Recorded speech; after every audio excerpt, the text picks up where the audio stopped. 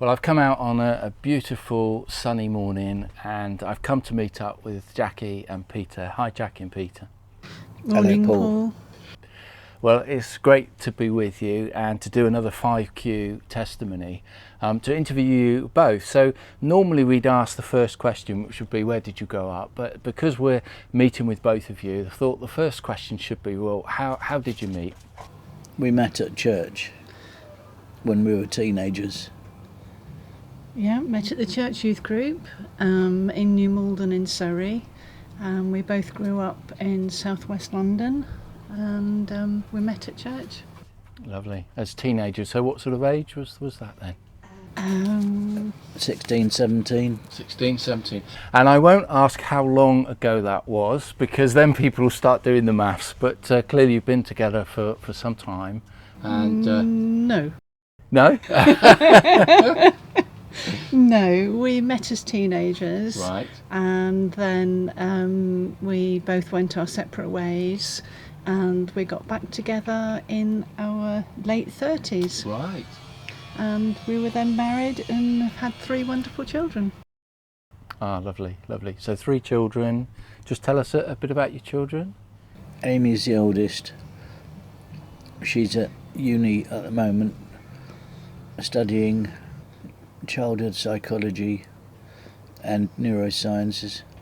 And we got twin boys, Harry and Joshua. Harry's getting married next week, and Joshua is in the police. He's a PC for Dorchester Police.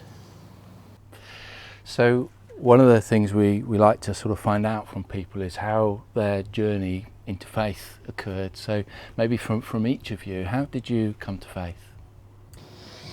I was invited by the religious education teacher at my school to go to a church youth group that she was involved with, and that was my introduction to faith.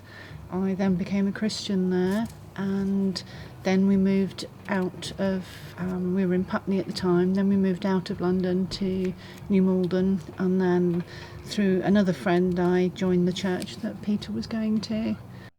And yourself, Peter? Similar in a way. I was living in Streatham, South London. My family were all Christians. Both my parents were strong Christians, and they sent me to a holiday Bible club at our local church. And it was there I sort of made a commitment. At that time I was about 13. And then, as much like Jacqui said, and then family moved out to New Malden. Well, we moved there and didn't really know a lot about the area, and we didn't know what was around the churches, so basically just like walking around the area, I found a little church. It's a very small building and quite small numbers too. But I thought, oh, that looks it's harmless. So we went along. Well, I went along on the Sunday to start off with, and then told the family, yeah, it looks all right. So we tested the water. We tried it out for a little while, and then we all sort of thought, yeah, it's all right. Should we go there regularly? And so we did. Yeah. Brilliant, brilliant. So that was some time ago. You've clearly had a long faith over many years. We've been talking previous videos we've done about COVID and the COVID crisis, but we've sort of moved on from that. We don't want to focus too much on that. So I think the sort of question I'd like to ask you, you're now members at our church, Dorchester Baptist Church, just kind of why you made that decision. Why did you end up coming to our fellowship? I think COVID actually had something to do with our journey.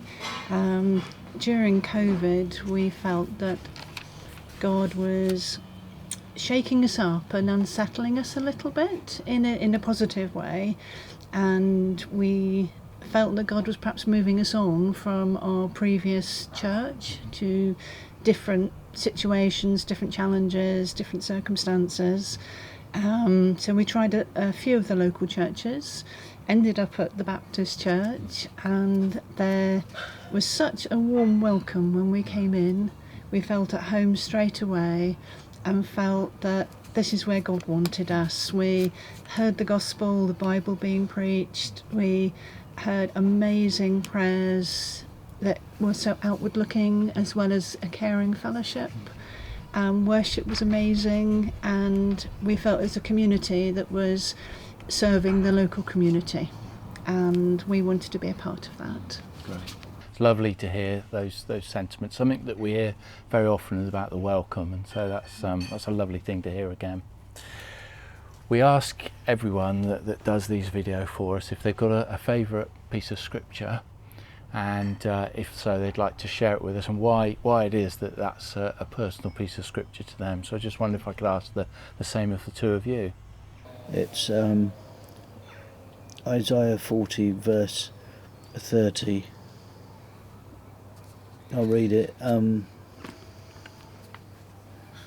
Actually, if I start from verse 29, that he gives strength to the weary and increases the power of the weak. Even youths grow tired and weary, and young men stumble and fall. But those who hope in the Lord will renew their strength. They will soar on wings like eagles. They will run and not grow weary. They will walk and not be faint. Well, for us, we very much like outdoor life. Going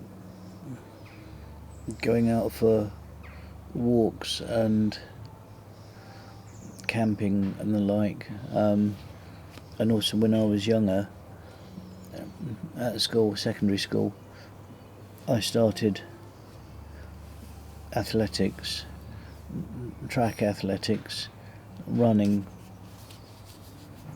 which I really enjoyed, and my favourite was the mile, as it was then, or 1600 metres, which is 4 times around the 400 metre track. I really enjoyed that because it was, as I say, it was 4 times around the track, and in a lot of ways it was quite a strategic race. I remember planning how to do the race and each of the laps, and I can remember doing laps 3 and 4. It was like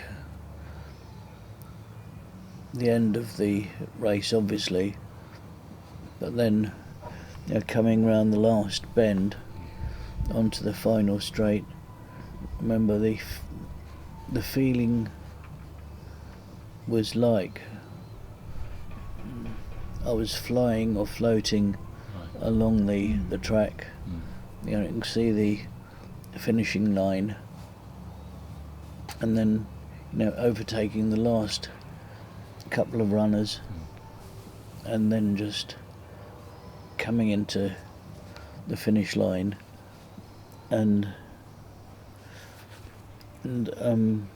was there the reference, they will soar on wings like eagles. So we love the outdoors, walking, and that image of the eagles. We watch nature programs, and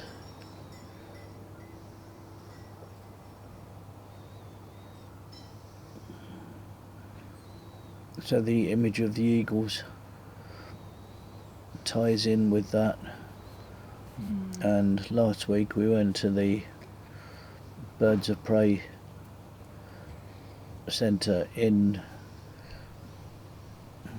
Dorset, not far from here, and that was amazing to see the birds of prey. And they had some eagles, and some really big ones, you know, and the trainer working with them, and the birds working with the trainer, and it was an amazing sight, and reminded me of these verses. It's lovely. Yeah. There's such so much in those verses, isn't there? And from those two accounts that you're giving there, of the running and then of the eagle soaring, I think that's uplifting for any of us. Thank you. Jacqui, what about yourself? Have you got a piece of scripture you'd like to share? There's lots of favourite scriptures, and it's quite hard to choose one, but one that's been very meaningful over the last few years is Psalm 121. I lift my eyes to the mountains. Where does my help come from? My help comes from the Lord, the maker of heaven and earth. He will not let your foot slip. He who watches over you will not slumber. Indeed, he who watches over Israel will neither slumber nor sleep. The Lord watches over you. The Lord is your shade at your right hand. The sun will not harm you by day, nor the moon by night. The Lord will keep you from all harm. He will watch over your life. The Lord will watch over your coming and going, both now and forevermore. And I think since moving to Dorset, we're always surrounded by hills. And every time I look up, I can see hills, and I'm reminded that the maker, the creator of everything, all the beauty around me, is looking after me and watching over me. And it reminds me that's where my help comes from. And I can pray, utter a prayer, and that's where my help comes from. So that is very special to me. That's lovely. It's lovely how your two scriptures sort of link up with that whole thing about nature. And on a day where we're sat out, probably a little bit too hot if we're honest, but it's lovely. So I think just to say thank you to both of you for allowing me to come, take up your precious time just before a wedding, and just to meet with you. So, and the dogs are the dogs are off as well. Thank you both very much. You're welcome, Pleasure. Paul. Thank you for coming.